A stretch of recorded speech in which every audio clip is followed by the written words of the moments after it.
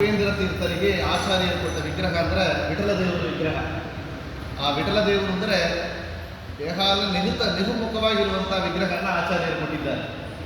ಎಷ್ಟು ಅವರಿಗೆ ವಿಶೇಷವಾದ ಒಂದು ಅನುಗ್ರಹ ಇತ್ತು ಅಂತ ಹೇಳಿದರೆ, ಸಂಚಾರ ಮಾರ್ಗದಲ್ಲಿ ಆಚಾರ್ಯರು ತಮ್ಮ ಶಿಷ್ಯರ ಜೊತೆಯಾಗಿ ಹೋಗುವಂಥ ಸಮಯದಲ್ಲಿ ಉಪೇಂದ್ರ ಒಂದು ಜಾಗದಲ್ಲಿ ಕಳ್ಳರು ಬಂದು ಅಟ್ಯಾಕ್ ಮಾಡಕ್ಕೆ ಬಂದಾಗ ಆಚಾರ್ಯರು ಉಪೇಂದ್ರ ತೀರ್ಥರಿಗೆ ಮಂತ್ರಾಕ್ಷರ ಹಾಕಿ ನೀವು ಹೋಗಿರಿ ಅಂತ ಹೇಳಿದಾಗ ಕಳ್ಳರನ್ನ ಬುಡಿದು ಅಲ್ಲಿ ಮುಂದೆ ಹೋಗುವಂಥ ದೊಡ್ಡ ಪರಾಕ್ರಮಶಾಲಿಯಾಗಿ ಉಪೇಂದ್ರ ತೀರ್ಥರಿದ್ದರು ಅಂತ ಸುಮಧ್ವಜಿ ಮಹಾಕಾವ್ಯದಲ್ಲಿ ಹೇಳ್ತಾ ಇದೆ. ಅಂಥ ವಿಶೇಷವಾದ ಉಪೇಂದ್ರ ತೀರ್ಥರ ಪರಂಪರೆಯೇ ನಾವು ಗುತ್ತಿಗೆ ಮಠ ಪರಂಪರೆ. ಆಚಾರ್ಯರಿಗೆ ದೊಡ್ಡ ಸೇವೆ ಮಾಡಿದಂಥವರು. ಕಲಿಯುಗದಲ್ಲಿ ವಿಠಲನಾಮ ವಿಶೇಷ ಅಂತ ವಿಠಲ ದೇವರ ಪೂಜಾ ಕಲಿಯುಗದ ಸಮೀಪದಲ್ಲಿ ಅದು ಕೃಷ್ಣನ ಅವತಾರ ವಿಠಲನಾಮನ ಆ ವಿಗ್ರಹವನ್ನು ಆಚಾರ್ಯರು ಮಾಡಿಕೊಟ್ಟಿದ್ದಾರೆ.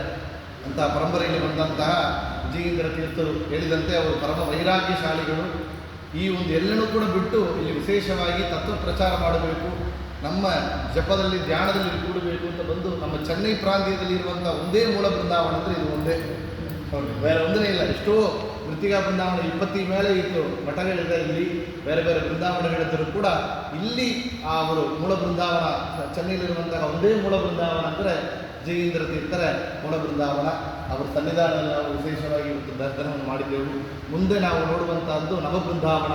ಅದು ಉತ್ತರಾಜಿ ಮಠದ, ವ್ಯಾಸರಾಜ ಮಠದ, ಇವು ಒಂದು ಶ್ರೀಪಾದರಾಜರ ಮಠದ ಎಲ್ಲ ಮಠಗಳ ಬೃಂದಾವನ, ಯತಿಗಳ ಬೃಂದಾವನ ಅಲ್ಲಿ ಇದೆ. ಮುಂದೆ ನಾವು ಅಲ್ಲಿ ಹೋಗಿ ಆ ಮಠಗಳ ವಿಶೇಷ ಏನು, ಅಲ್ಲಿರೋ ಬೃಂದಾವನ ಏನು, ಅವ್ರ ಮಹಿಮೆ ಏನು ಅಂತ ಮುಂದೆ ನೋಡೋಣ. ಈಗ ಈ ಒಂದು 5 ದಿನ ಯಾತ್ರೆ ಎಂಬುದು ಗುರುಗಳ ದರ್ಶನ. ನಾವು ಎಲ್ಲರೂ ತುಂಬ ಪ್ರಯತ್ನ ಮಾಡೋಕ್ಕಾಗೋದಿಲ್ಲ. ಯಾಕಂದರೆ ಎಷ್ಟು ಪ್ರದರ್ಶನ ನಮಸ್ಕಾರ ಉಪವಾಸವಾಗಿರಬೇಕು, ಎಲ್ಲ ಸೇವೆ ಮಾಡಿ ಅದರೇ ಸಾಧ್ಯ ಇಲ್ಲ. ದರ್ಶನ ನಾವು ಅವ್ರನ್ನ ಬೃಂದಾವನ ದರ್ಶನ ಮಾಡುತ್ತೇವೆ, ಅದಕ್ಕಿಂತ ಅವರು ನಮ್ಮನ್ನು ದರ್ಶನ ನೋಡ್ತಾರೆ. ಅವ್ರ ಕಟಾಕ್ಷ ನಮ್ಮ ಮೇಲೆ ಬಿಡಬೇಕು. ಗುರುಗಳ ಕಟಾಕ್ಷ ಆದರೆ ಮಾತ್ರ ನಾವು ಭಗವಂತನ ಭಕ್ತಿ ನಮಗಾಗುತ್ತೆ. ಮುಕುಂದ ಭಕ್ತಿ ಗುರುಭಕ್ತಿ ಜಾಯಿ ಅಂತ ವಿಶೇಷವಾಗಿ ಆ ಗುರುಗಳ ದರ್ಶನ ನಾವು ಮಾಡಬೇಕು, ಅವ್ರ ಕಟಾಕ್ಷ ನಮ್ಮ ಮೇಲೆ ಆಗಬೇಕು.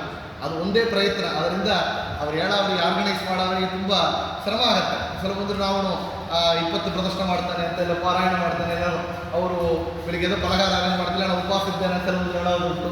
ಅದೆಲ್ಲ ಎಷ್ಟು ಸಾಧ್ಯವೋ ಅಷ್ಟು ಮಾಡಿ ದರ್ಶನ ಮುಖ್ಯ. ಯಾಕಂದರೆ ನಾವು ಈಗ ಬೇಗ ದರ್ಶನ ಮಾಡಬೇಕಾಗಿದೆ. ಅದರಿಂದ ಈ ಒಂದು ಸಮಯದಲ್ಲಿ ಅವರ ದರ್ಶನ ಯಥಾಶಕ್ತಿ ಹೋಗುವಂಥ ಜಾಗದಲ್ಲಿ ನಾವು ಎಷ್ಟು ಸಾಧ್ಯವೋ ಹೋಗೋ ಪ್ರಯಾಣ ಕಾಲದಲ್ಲಿ ಒಂದು ಮಧ್ವನಾಮ, ಲಕ್ಷ್ಮೀ ಶೋಭಾನ ಇಲ್ಲ ವಿಷ್ಣು ಸಹಸ್ರನಾಮ ಬೆಳಿಗ್ಗೆ ಉಪವಾಸದಿಂದ ನಾವು ಹೋಗುತ್ತಾ ಸಮಯದಲ್ಲಿ ಹರಿವಾಯಿಸ್ತೀವಿ. ಏನೋ ಯಥಾಶಕ್ತಿ ಒಂದು ದೇವರು ನಾವು ಹೇಳುತ್ತಾ ಹೋಗುವಂಥ ಪ್ರಯತ್ನ ಮಾಡೋಣ.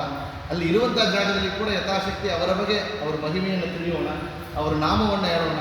ನಿಮಗೆ ಒಂದು ಅವರು ಚರ್ಮ ಶ್ಲೋಕವನ್ನು ಕೊಟ್ಟಿದ್ದಾರೆ, ಅದನ್ನು ಹೇಳಿ ಎಷ್ಟು ಪ್ರದಕ್ಷಿಣವೋ ಅಲ್ಲಿ ಮಾಡೋಣ ಅಂತ ಹೇಳಿ ಈ ಒಂದು ಪ್ರಯಾಣ 5 ದಿನ ಒಂದು ಪೂರ್ತಿಯಾಗಿ ಗುರುಗಳ ಸ್ಮರಣೆ, ಆ ಗುರುಗಳ ಅಂತರ್ಯಾಮಿಯಾದ ಭಾರತೀಯರ ಮುಖ್ಯ ಪ್ರಾಣ ಅಂದರೆ ಉಪಾಸನಾ ಮೂರ್ತಿಯನ್ನು ನಾವು ಸ್ಮರಣೆ ಮಾಡಿದರೆ ಇದು ದೊಡ್ಡ ಸಾಧನೆ ಇದೆ. ಯಾತಕ್ಕೆಂದರೆ ಈ 5 ದಿನದಲ್ಲಿ ಇಷ್ಟೊಂದು ಬೃಂದಾವನ ನಾವು ನೋಡಲಿಕ್ಕೆ ಸಾಧ್ಯ ಇಲ್ಲ. ನೋಡಬೇಕು ಅಂದರೆ ಅದು ಪ್ರತಿ ವರ್ಷ ನಾವು ಪ್ರಯತ್ನ ಮಾಡ್ತಾ ಹೋದರೆ ಎಷ್ಟು ವರ್ಷ ಆಗುತ್ತೆ ನಮಗೆ ಗೊತ್ತಿಲ್ಲ. 5 ದಿನದಲ್ಲಿ ಇಷ್ಟೊಂದು ಬೃಂದಾವನ ಯತಿಗಳ ಒಂದು ದರ್ಶನ ಮೂಲ ಬೃಂದಾವನ ಅಂತ ಹೇಳಿದರೆ ದೊಡ್ಡ ಮಹಾಪುಣ್ಯ.